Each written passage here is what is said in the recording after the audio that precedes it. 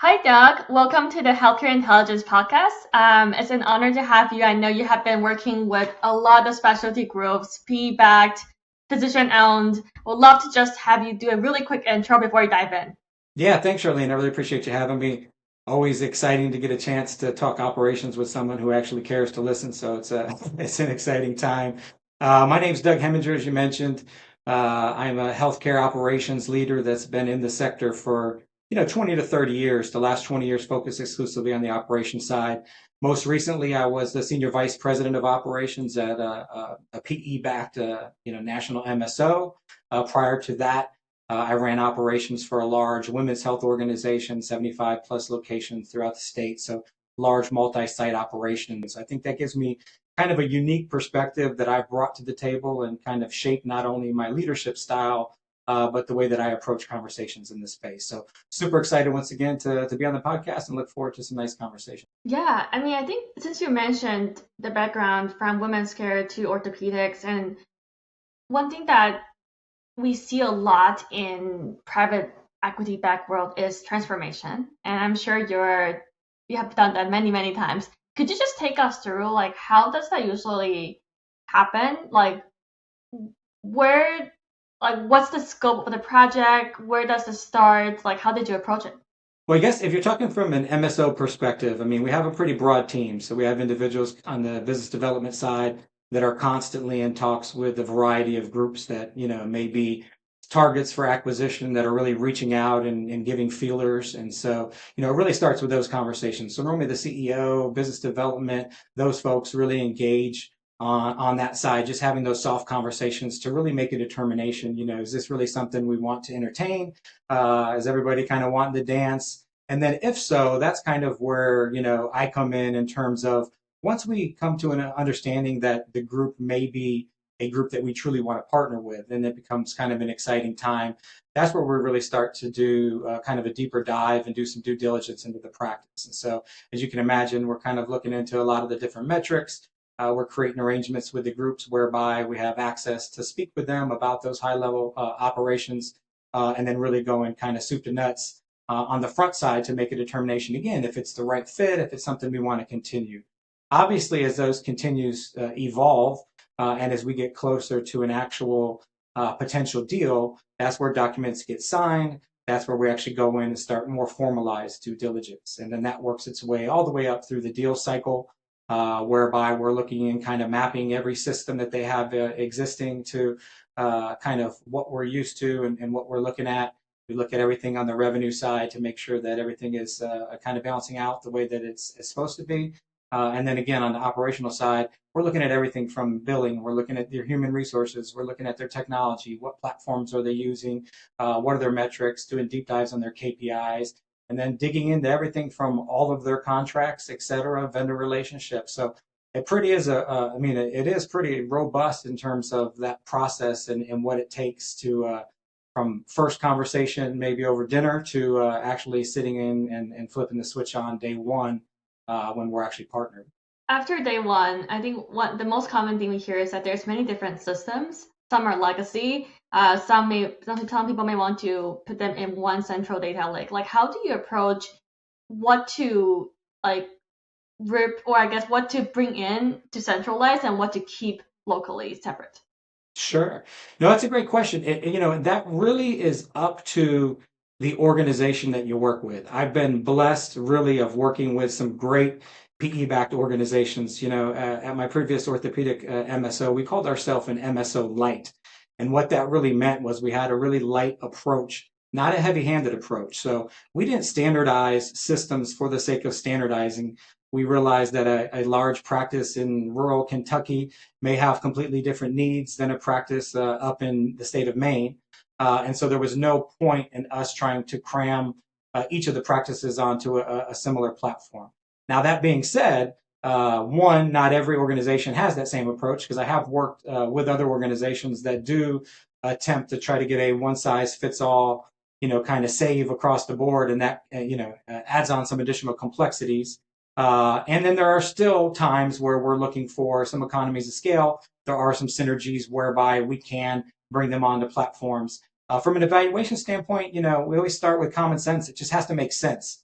at the end of the day, when you partner with these groups, it truly is a partnership. And so if it doesn't work for your partner, it doesn't matter what you do at the end of the day, you're going to have an unhappy partner, and maybe you move the needle in a couple different areas, but ultimately you're going to lose the game by not having that buy-in. So it's got to be strategic, it's got to be thoughtful, and it's got to make sense. But like I said, you don't have to standardize with the same platform. You just have to make sure that the platforms can talk to each other. And as long as that takes place, then you're in a good spot. And I think that it's something really key because physician is not only a partner but also a user in many of the scenario, right? It impact their busy day job, and in training change management is never easy. So I think I'm wondering, like, when you see other organization introduce technology, what are some common things that work and doesn't work? Yeah, I mean, again, I think you nailed it on the head just in the intro there. It has to be a partnership. I mean, it truly does. So the thought process of mandating operationally, what workflow is going to look like from day one just doesn't make sense. I mean, if you look at it even from legislative standpoint or kind of governing bodies, you have kind of a CPOM or, governing bodies that mandate clinical autonomy stays with physicians, and kind of the other side can stay on an MSO side. And so you really don't want to get into a thought process where by standardizing or by modifying workflow that in any way or manner that you give off the inclination that you are somehow trying to modify what it is that the physician does in terms of treating the patient to the best of their ability. So again, it kind of starts with that trust factor and that understanding that it truly is a partnership. If you lead from that aspect and truly partner with the physicians, I mean, you can't go wrong. Yeah, I mean, no margin, no mission, no mission, no margin. Correct? 100%. And when you are looking and measuring success, what are the metrics that were important to you? Yeah, I mean, it really depends on what aspect of the business you're looking at. Obviously, you're trying to turn around a variety of things, and so operationally, we're kind of have a catch-all, so there's different areas. So it can be as simplistic as, for example, when I was running a large OBGYN group, I'm looking at the complexity. So you have 70 plus locations. I decided, like, let's just take 30 in the most central, kind of geography that makes the most sense. Of those, let's say 15 to 16 of those had, 3D mammography in house. And so you just decide, like, hey, let's look at a metric such as that. And I was realizing, right out of the gates that, you had your standard bell curve, but you had your really underperforming practices, that were barely above minimum guidelines in terms of, those screening mammos being turned into breast ultrasounds for, BI-RADS C and D when it comes to breast density. And so you can take metrics such as those, look at them. And so we were able to say, hey, we can fix this process. We can make sure that, on the front side that the system that's measuring that density can then talk immediately to the system at the front in order to generate a patient call to make sure we're actually reaching out to those patients. And so in an instance like that, you can take a metric whereby we were at 18%, and over the course of 9 months, we got up to 68%. We weren't at 87% where we wanted to be nationally, but that then obviously turns into the revenue side, and you can imagine not just the patient gains from a clinical satisfaction standpoint and the continuity of care, but then also the financial gains that you have on that. So things like that can be as simple as those types of measures. Yeah, and I think what you point to is actually it's highly depending on the shape and the mix of the practice, like where the main bottleneck is, right? And going after that thing. Oh, 100%. I mean, that's the key. I mean, operations, I always say, it's not the funnest item. It's not an item. When someone asks me what I do, it's not a great dinner conversation. It's not the kids don't understand it. I'm sure you have war room stories that it's more than any other folks. Yeah, well, it's exciting to me and you, obviously, but not maybe the general public. But yeah, I mean, it's kind of a catch-all because the work that you have to do isn't fun work, right? It's kind of the mundane. It's a little bit of a microcosm of life, in terms of you kind of put in the work in order to kind of reap the benefits. And so, it's the same thing if you're not looking at how do you fix those systems or really work on drilling down the efficiencies, you're going to then build technology onto faulty platforms, and that's really going to get you nowhere. So yeah, it's really digging in, doing the unfun stuff. I mean, from time studies, watching patient flow, tons of interviews with staff and the people that are at the direct front lines, and then obviously meeting with the physicians and the physician champions to really kind of get an understanding for what they're feeling, and then follow that up also with the patient experience to see if they mirror each other. Look for the gaps and then really kind of find creative ways to deploy it. I think the biggest challenge, is sitting in that seat running these groups. The challenges are always having the time to be able to do it. So you kind of fall into a couple categories. You have really high performing organizations that are able to do the deep dives. They're putting in the legwork. They're identifying the processes that are maybe not functioning to the extent that they could. They just don't have the bandwidth to do anything with it. They're maxed out. At the end of the day, you're handling, 50 million things. And so those kind of tasks just sit by the wayside. And then you have other organizations that maybe haven't taken the time, maybe that's due to manpower or maybe just not organizational priorities, but haven't done that work. Both of them are equally culpable when it turns, to actually trying to move forward with technology, because you get the same results. You're still building again on faulty platforms. So really important to build out that groundwork and make sure you're doing the correct steps. You mentioned turnaround, and I'm sure you have been brought into many organizations to do that. When you're doing like the initial 360 quick scan to see where to look, what are some common suspects that you usually will pick on? In terms of turnaround, Yeah, like what are some common bottlenecks you have seen in organizations? well, obviously, even before you get to turn around on the patients, most of the common bottlenecks that I'm seeing are just on the front side. Before the patients get in the door. And it really falls into a couple categories. It's not just the fact that organizations don't have the technology maybe to move patients through quicker and more efficiently and handle it. It's just, I don't think they understand even the technologies that they have and how they can use them the most effectively. So, I always say, don't go out and buy a new fancy tool. Chances are, you probably have it in the shed. It's already purchased. It's already sitting there and you just don't know how to use it. So really the bottlenecks are coming right in on the front side, not knowing how to appropriately reach out to patients, not knowing how to schedule them appropriately, making sure that the forms that they have are readily accessible and that they're kind of specific to, whatever specialties that you have in house and the subspecialties. And then as you move through, then it goes all the way back through, how you're dispositioning them on your teams and your workflow. So the patients aren't getting back to course of care in a timely manner because you have your kind of team set up in disparate positions. Think about it from a standpoint of maybe uniting like-minded physicians and taking hand surgeons, putting them on the same hall, and then having some overlap with how you use the clinical staff. So you can find a lot of synergies in just the way you do patient care before you ever get into then trying to turn around and get them to the end point. A common front, I would say front end pain point we hear is prior authorization, especially with MSO where you don't have a ton of control over what the physician office is doing.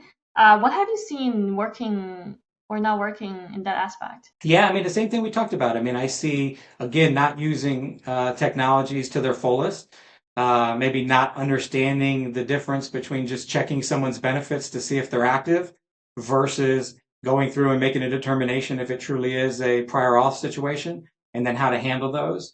I think we use a lot of those terms as catch-alls. And when you look at that situation, let's just take prior auth, for example.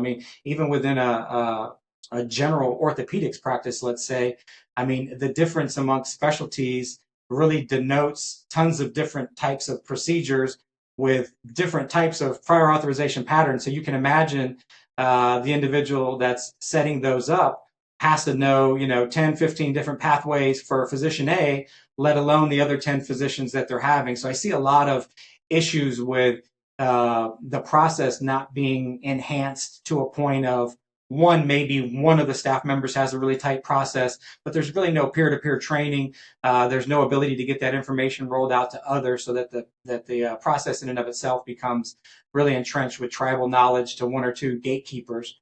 Again, that can be fine depending on the size of the practice, but that's definitely something that you lose anytime you scale. That tribal knowledge goes out the window.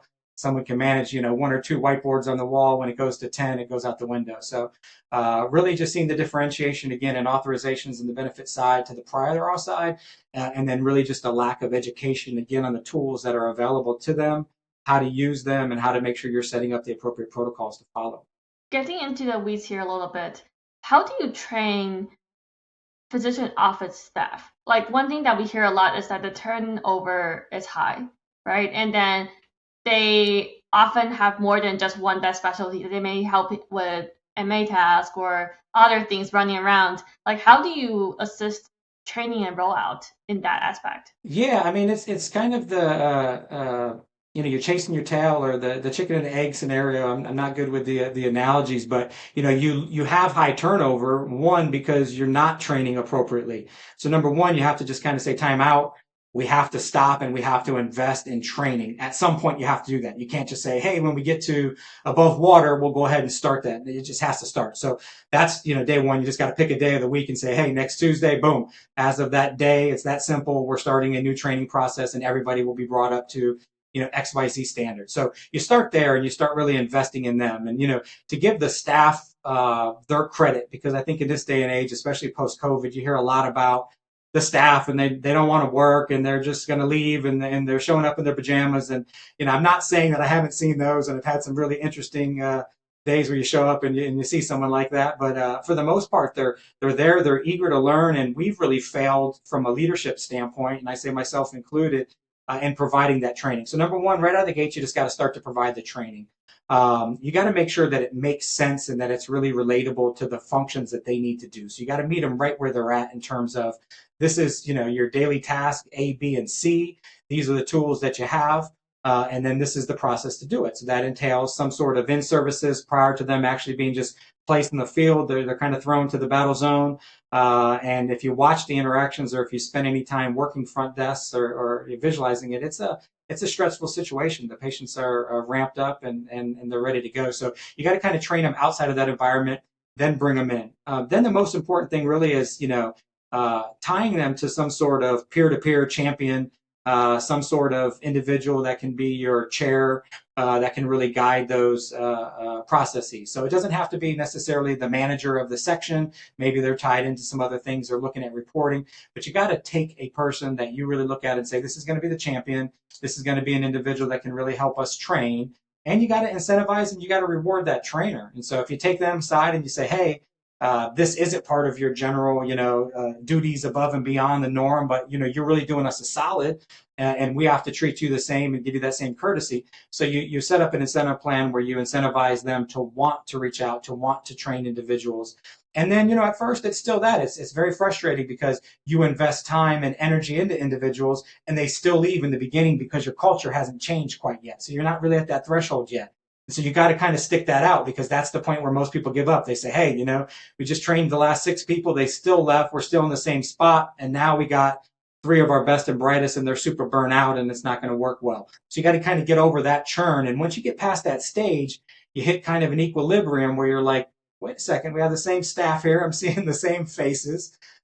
People seem to be a little bit happier. And then it kind of works itself out. That same trainer now can sit back. Those that were being trained can then become some quasi trainers, and then it just rolls and springboards off itself. Yeah, and I think that's investing in training is actually one of the key differentiation we see, like a really fast rollout organization did well versus others. Like you kind of like had to bite the bullet to do the thing, hear the pushback, and you have to start the clock sometime. Might as well start it now and let peer pressure and other influences help physicians adopt and the practice adopt the change. Yeah, 100%. And you can't get fooled by this thought of, let's say, increase ROI and PE timelines, and everyone gets, thrown in, well, we can't spend time on XYZ because we have this unreal expectation to hit this metric. And again, if you don't start on the front side correctly, you will not hit the metric. So you may start off a little faster. It may look better the first month or two, but we'll catch up and we'll pass you for sure. Yeah, and I think one last thing I want to ask is that you talk to so many organizations and it has been in the shoes of like turning around, leading many of them. What's the one piece of advice you would like to share with your peers?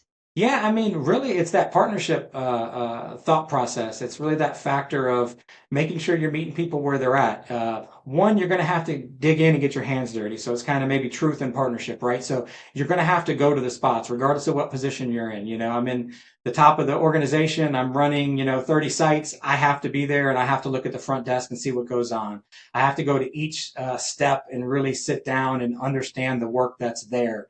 So you can't really skip the steps. So the advice is really just that truth aspect of saying, hey, I got to really dig in and see where they're at, and then partner with your folks. It's a tough job. These jobs are very difficult. It's relationship management type of business, and so you got to partner not only with your staff, but same on the physician side. I mean, we talked about diligence on that front side, but I mean that partnership with the physicians and the physician entity of earning that trust, that starts pre-acquisition. That starts way in your due diligence phase, and it builds over time so that the expectations are set to be realistic. And then that day one, when you flip on the switch, not only mentally but just the actual proverbial switch, they're ready to go and they know what's expected of them, and they truly view it as your partner. And so then that way, when you do need to streamline, change behavior, it's not viewed as, you beating someone over the head, whether it's staff members or physicians, but it's truly meeting them where they're at. And that really takes you across the finish line in a meaningful way. Awesome. Well, Doc, thank you for joining us today. Where can people find you? Yeah, yeah. So if you want to find me on LinkedIn, again, the name is Doug Hemminger. So it's a Hemminger. So available on LinkedIn. Also have a website at H Douglas Advisory. So I set up an advisory. That's where I'm working currently with different organizations on a variety of initiatives. So that's with PE-backed MSOs. That's with health tech and even some companies dealing in the staffing space as well. So exciting work. I look forward to talking to anyone that reaches out. And thanks again for having me, Charlene. Of course, Doc, thank you. And we'll be in touch very soon. All right. Take care. Have a good one. Bye.